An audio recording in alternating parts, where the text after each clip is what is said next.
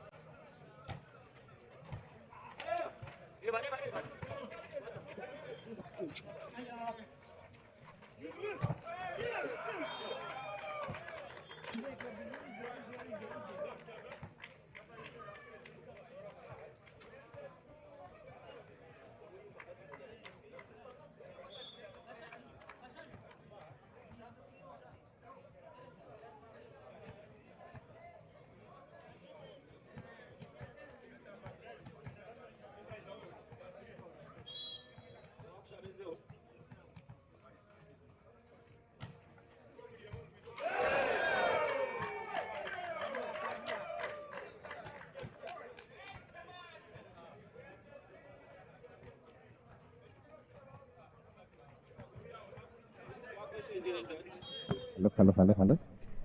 A very good morning to you all, ladies and gentlemen, who are live on the Sporters Volleyball Club channel. That is on YouTube. And we are live from NSAMBYA Sporters Arena here in NSAMBYA. The game between Bishop Stewart University and Ntinda, that is St. Charles Ntinda. And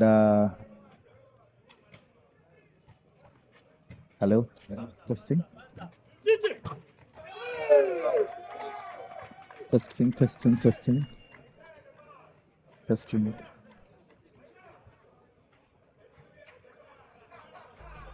Testing, testing, testing. Testing, testing, testing. Testing, testing, testing. Testing, testing, testing, testing. Testing, testing. And this particular game is now 23 up. It's the first set, and it's a Serie B game. You may be wondering, it's a Serie B game. Today there are only two Serie A games. That will be one will start at 3, the other at 5. They are quite interesting games, so you don't want to miss them. If you can find your way here to Zambia, it will be very good to see you. But of course, if you can watch that same game on YouTube, you just go to Sporters Volleyball Club on YouTube and you'll get the game live. But of course, it's now a timeout to Bishop Stewart, and it's the second timeout of the game. And just I'm getting you the fixtures for the games today, but from your screen.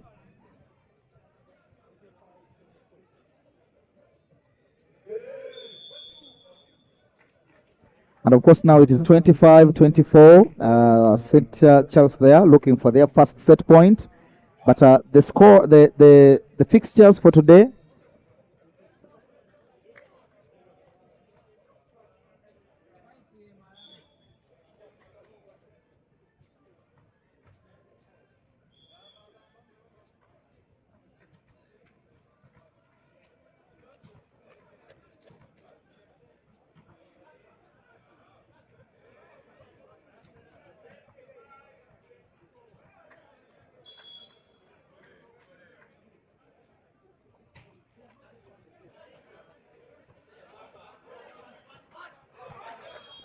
And there we have it.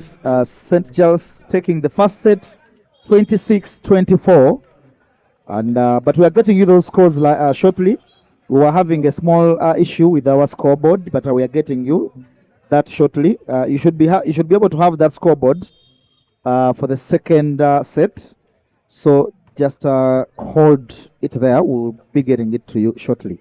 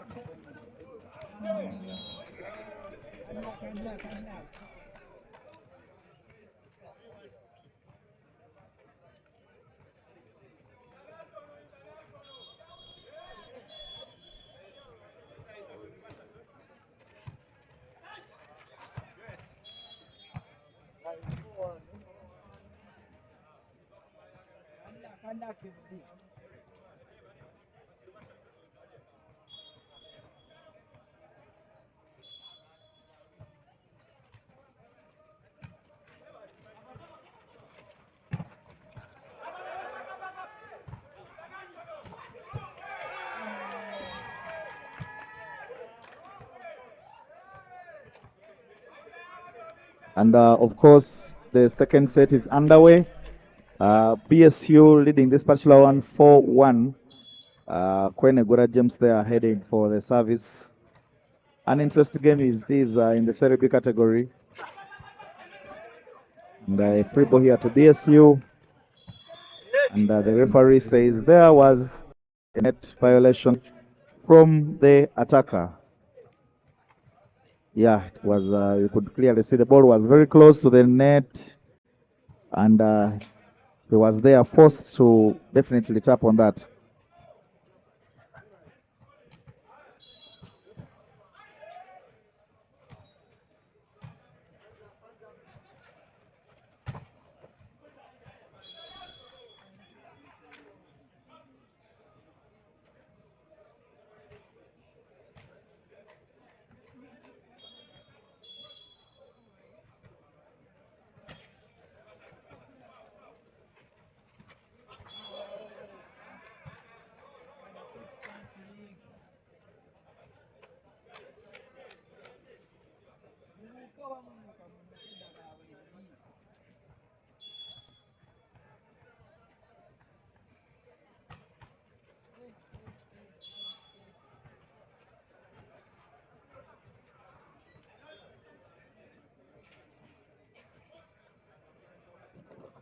Yes.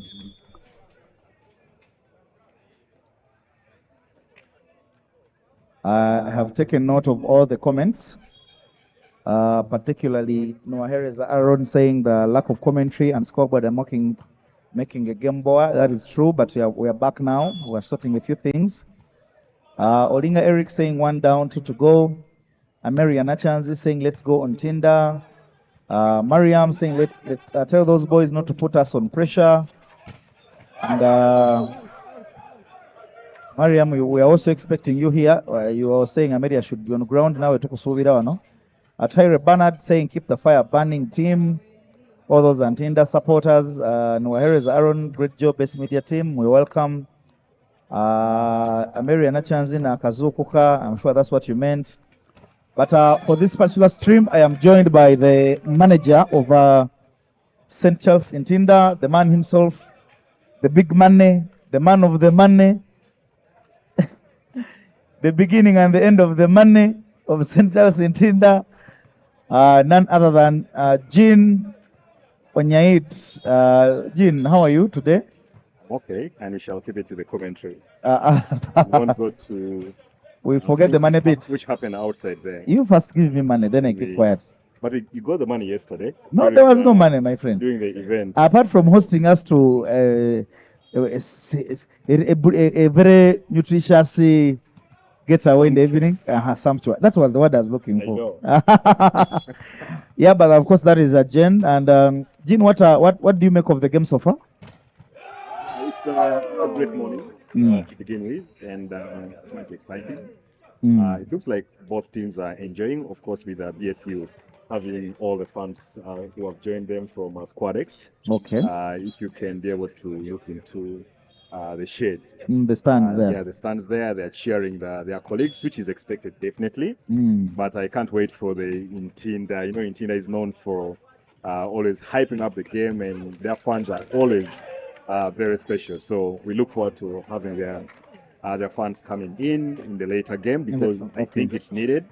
And right now, as you see, definitely BSU is leading, and BSU has 10, and Ntinda is trailing behind with 5. I think that we'll just switch game on. I can note that you are scared now. I can note that you are scared because of the fans of BSU there, but don't be. That is valuable. That is games and sports. Yeah, but of course that was manager Jean. You could clearly see he's worried about his team a little bit, but I just want to encourage him not to get worried. BSU here are extending their lead now. It's 11-5. They seem to have control of this particular set. Let us see what happens. Very good service, that one. A good pass. Wow, an excellent block. What do you think about that block, Jean? Of course, that's beautiful and well timed. Can you say it without crying? Yeah, that is no. Right now, I'm very neutral, and I think that's what is expected of me. And I'll keep it. I'll try to keep it that way. Okay. But that is excellent. Well timed. Though it looked very obvious from the setter that was going to be put in there. In the middle. Yeah, we need some mix because I see the opposite has an advantage with the blocking side here. I think that would be quite. It needs some maturity, which I know Joshua definitely has. Okay. So you clearly think that the setter should have done better. Yeah, sure, definitely, and I know he can do better, and that's just what is lacking right now. But also, I don't know what the coach is experimenting. I know he's trying to reserve everything for the later game. Okay. But I think this. Are you guys scared of the second game? Not scared as such. Is it harder? First of all, every game is hard.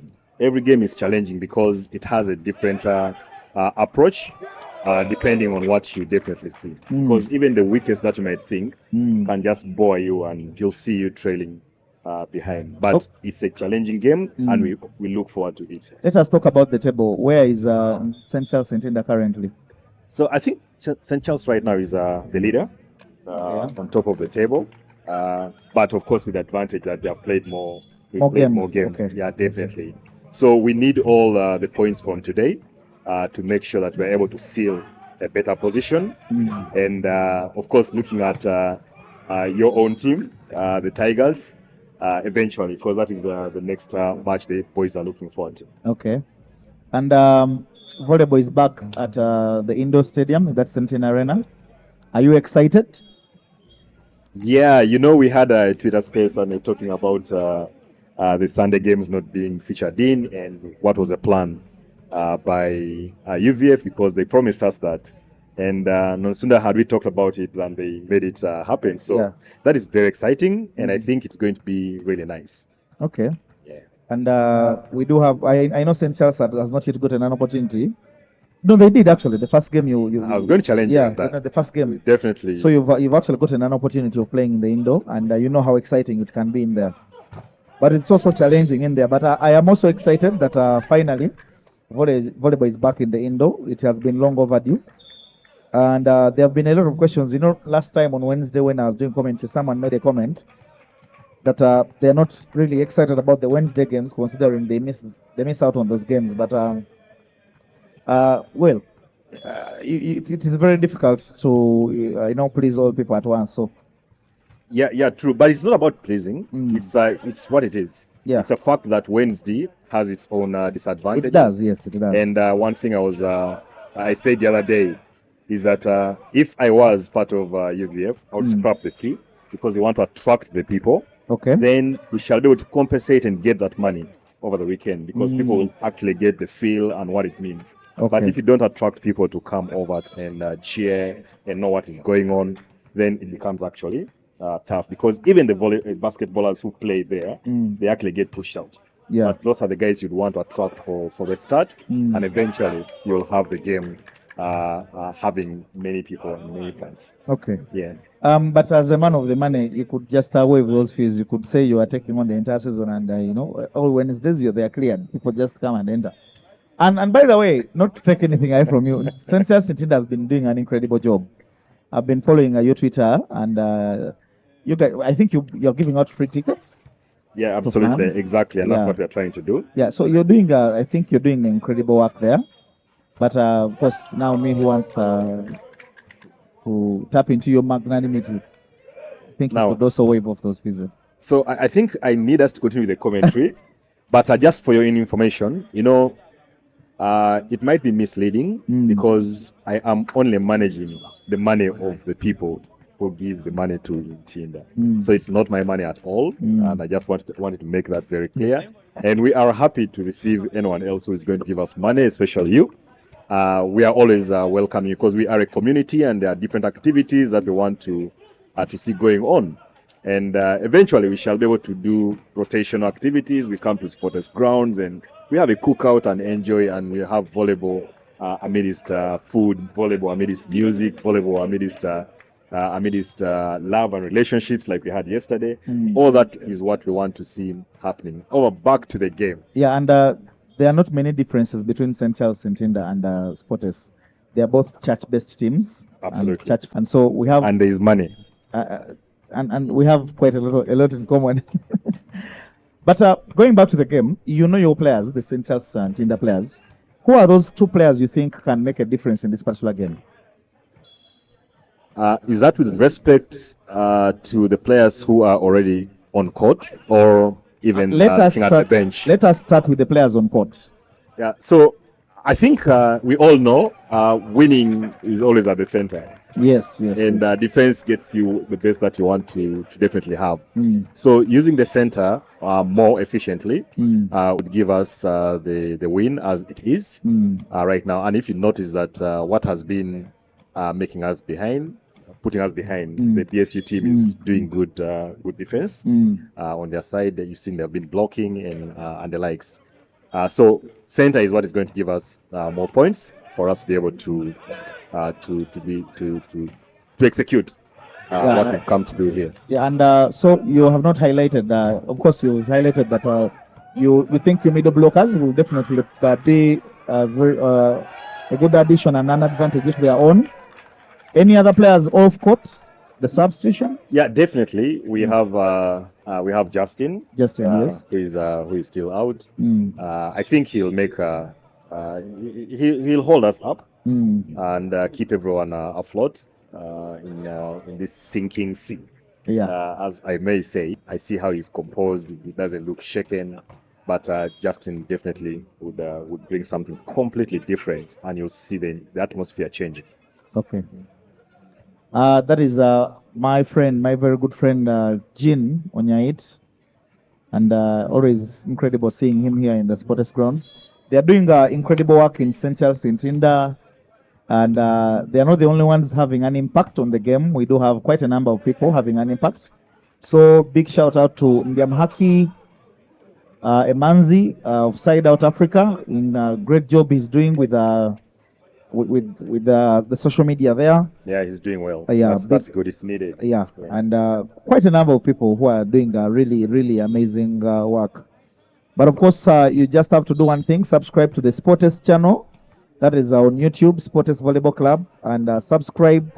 Click on that notification. We'll definitely be bringing you these games as they come. And also, big shout out to Julius of St. Charles and Ntinda. Julius does quite incredible work on the camera. Most of the images you see, very amazing images, usually either from Julius or Kasasa of Sporters Media. Actually, Julius is that gentleman you see just under the referee's stand there, doing amazing work. Whenever Julius sits under that the referee's stand, yes, crazy things happen. I know. The last time he was there, the craziest thing happened. I know. we saw things we never expected to see. We saw Nkata up in the air. Yeah, that was. And rumor has it that the ball is yet to land in South Africa. I was told that it came into the studio. So that's what I've come to look for today. Yeah, but of course the game is continuing. This particular game between Bishop Stewart and St. Charles Ntinda. I know people are wondering where the scoreboard is. The scoreboard is coming. We are rectifying some things, but a dump there. Terrible communication there from the Central Ntinda players. You know, for me, every time a ball just falls there in that zone, and that is the zone where the ball falls. Mohwezi Asimo, where are the points?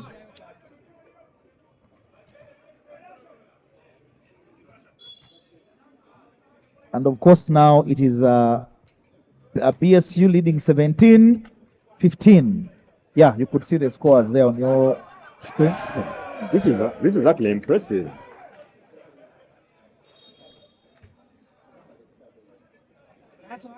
This is quite impressive. I don't know if they're scoring right, because now I'm seeing 16, yet it's BSU serving, and they've added that to Ntinda. I don't think, please first disregard that, because that looks No, they are going to correct unreal. that. They are going to correct that. Looks unreal.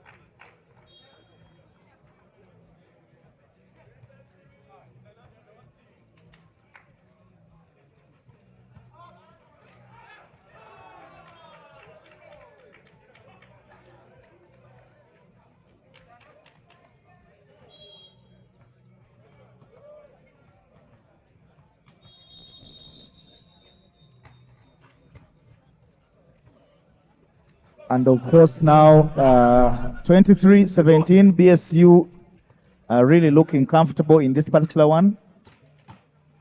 Even as Ntinda tried to pull one back to reduce that deficit now to 5 points. That is 18-23.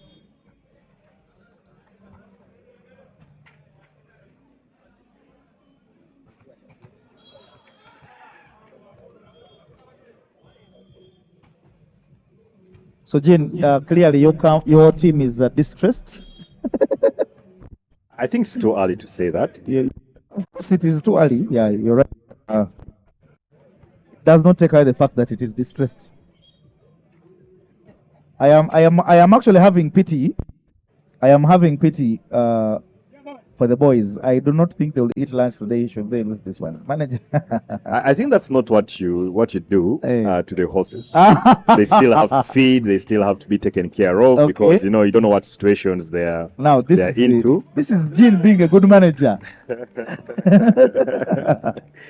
Yeah, but it is now set point Bishop Stewart, 24-19 there. And from where I'm standing, I do not see St. Charles Ntinda coming back into this one. They just have to regroup. If I was my manager, Jean, I would definitely whisper to Ivan that regroup for the next set. I don't think I have to whisper, but the fact that you've said that yourself, I'm sure the manager, the coach, is looking forward to the same. But if you look at what has been going on, definitely there's a lot that needs to be put in place. But like I told you, you don't have to take a team for granted. Yeah. And I think that's what has made Ntinda to lose this, because we took them for granted. I always love to go for war and you make sure that you don't underestimate the power. You love you love the knockouts. Yes, go and annihilate the opponent and make sure that you get done and you come back to base and you plan for the next game. I hope that's what the coaches are going to focus on and make sure that we featuring the squad that is going to accelerate the extermination of the opponent. Okay. And of course, it is now one set apiece. Bishop Stewart taking on St. Charles Ntinda. I'm yet to know let me just actually get my table here and I check just to be sure the position of Bishop Stewart. Let me get that shortly. But I think they have not played so many games so far. I think this is their fourth or third game thus far. How many times have you played against Bishop Stewart? This is our first time. Oh, so the two of you are sizing each other up. Yeah, the first encounter should have been at the national champs, and we didn't encounter ourselves. Why? What happened? That's history, and I heard rumors that today we are here. Yeah, but I do have the Serie B table. And after 4 match days, this is it's not really updated, but after 4 match days, I was seeing squad X up there. Wazei, then St. Charles, Tigers, Bugema, UPDF, Gulu, E-Planet, and BSU was a distant 9th. And then ARC there, KU, and Kasese. But of course now I have just been told that Ntinda is, I think, number 1 now, considering the fact that Wazei did lose their last game against Sportes that was in Ntinda. And so that is how things are happening. Yes, Wazei did lose to Tigers in Nkumba. Yes, Wazei did lose to Tigers in Nkumba. But I think they lost 2 games. They lost 2 games that day? Yeah, or because I know they gathered only 2 points. Oh, okay. So probably they lost 1 game. Oh, complete. Then the other one on the decider. Yes. Yeah. But of course, if you're wondering what happens with Serie B, there is one person who takes the automatic position. That is the number 1, and then number 2, 3, 4, and 5. Yes, 2, 3, 4, and 5 do a playoff. And the intention is that they have to get 1 out of those 4 teams who will join the automatic qualifier to be promoted to Serie A. So what is the reason behind that? One, What's the logic? one is to increase competitiveness, I think. That is the major reason. So what makes the number one an obvious sort of yes, because reserved position? Because there is an assumption them? that number one has probably beaten all the teams there unbeaten. Yeah, there's always that assumption, and it is always, I think, a little bit true. For example, Prison's last season, I think, lost about 2 games or 3, so the losing rate was really low for them. So, and we have had, for example, the ladies category, Nemo Stars completed that entire season unbeaten. They actually dropped, I think, 1 set. I think, yeah, they dropped only a set. So they do not want someone who has been number one throughout to have the struggle of having to go through playoffs. It is a reward for being number one, basically. I think that's a better way to say that it's a reward for being number one, to give you that automatic progress to the next And stage. I'm saying you now want to start saying that they should introduce the same thing to Serie A. I can see what you are saying. No, there's nothing else that is going to happen in Serie A. It's like you being in heaven and you want to, where do you want to go to? You're already in. No, I actually meant Serie A. Serie A. Yes, Yeah, but I'm thinking he's now saying, why don't they do the same thing for Serie A? And now, exactly, saying that you're already in heaven. So what else do you want to achieve? Unless you want to come back to hell, would you want to do that? No. Yes.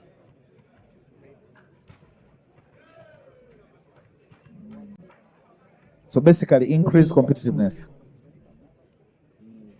No, Kasasa, please have the mic and make that. That's a very good point you're making. Yeah. Kasasa was raising a point that there was an issue of taking the league for granted, and there was lack of competitiveness. And so they introduced that to ensure that there's some form of competitiveness in the league. Yeah. So, in the regular season, yeah. So, Manager Charles, we are back for the 3rd set. Any changes from St. Charles, Ntinda, in terms of the players brought on? Yeah, I see there is Jazzy 4. That is Justin, like I told you earlier on.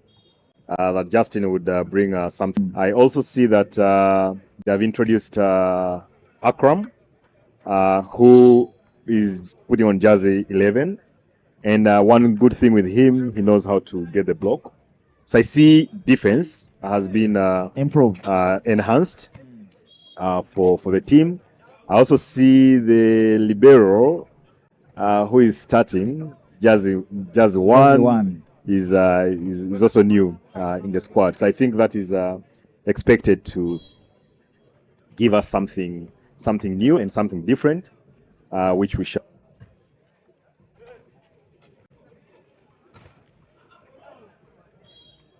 Yeah, so I think that is what's new, and that should be able to progress St. Charles. On the team BSU, I don't see much that has changed. I think they are still keeping their momentum and very confident about. And I had to send FBI, CMI, just to ensure that he makes his way here. But I'm glad that he made his way here, and we are doing this together. It's the first time he's in the studios, and I can tell you from where I'm seated, he's excited about what. Which studio are you talking about? Yes, the Sporter Studio. Okay, that makes that validates. Yeah, what you're saying. He's excited about what he's saying. Yeah, so if you're out there, Ntinda now has 4 and BSU has 2, and I think what I told you is definitely working, and I hope it gives them a better range as we start the 2nd set. As a manager, I can see you're clearly excited with the way St. Charles Ntinda has started. I do observe that they now do have taller blocks, especially on the net.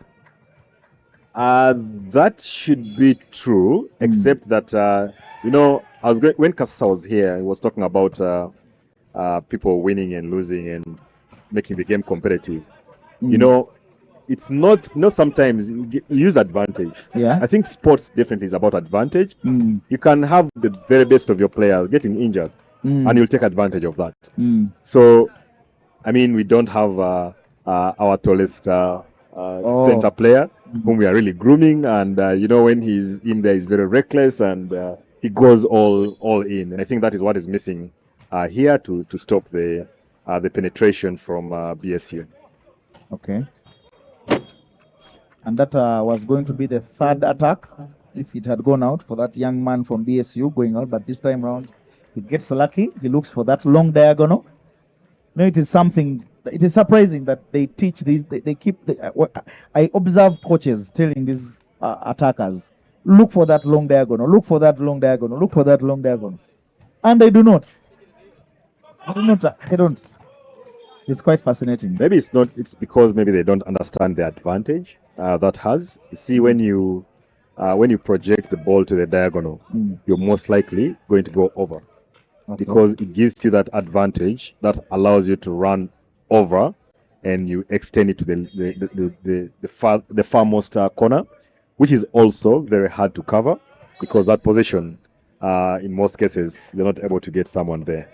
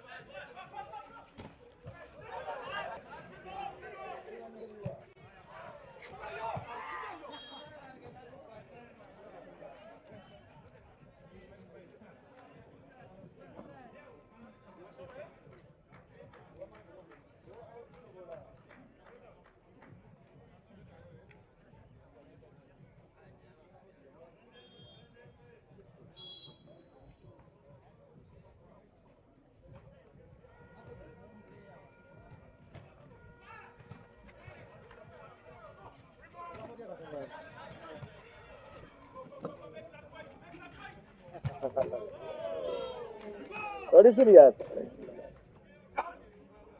Nga buli wamu wakuluma.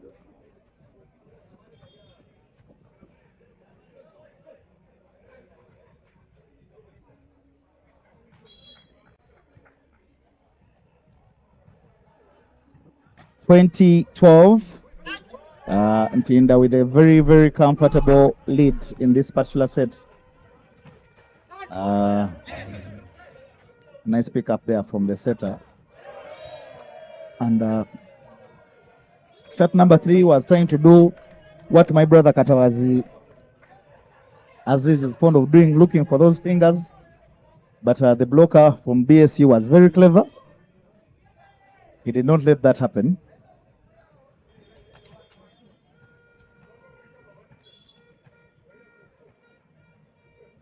BSU trying to cut that lead now. It's a 7-point lead. And middle blocker there finally finds out that the very good attack in the middle was out.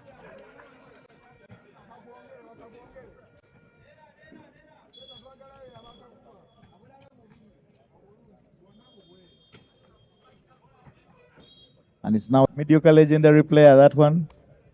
Yeah, but his story is a very interesting meeting up with him. Quite resourceful in the game and the area of volleyball. 21-14, 7-point lead restored. It's now going to be an 8-point lead. Ntinda leading. But don't you forget that we do have other games coming up. As you can see on your screen, we do have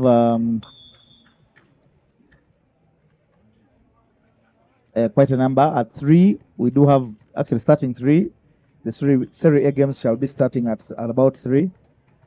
And then we do have an interesting one between KCCA and UCU.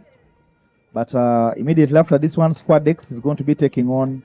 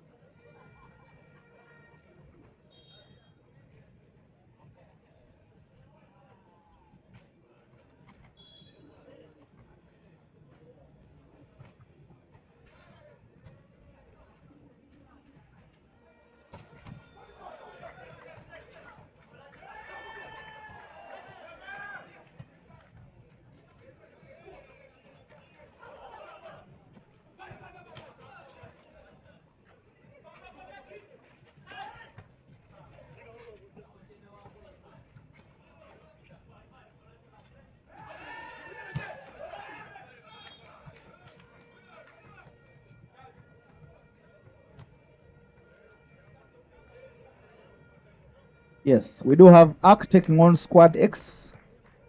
And then later on,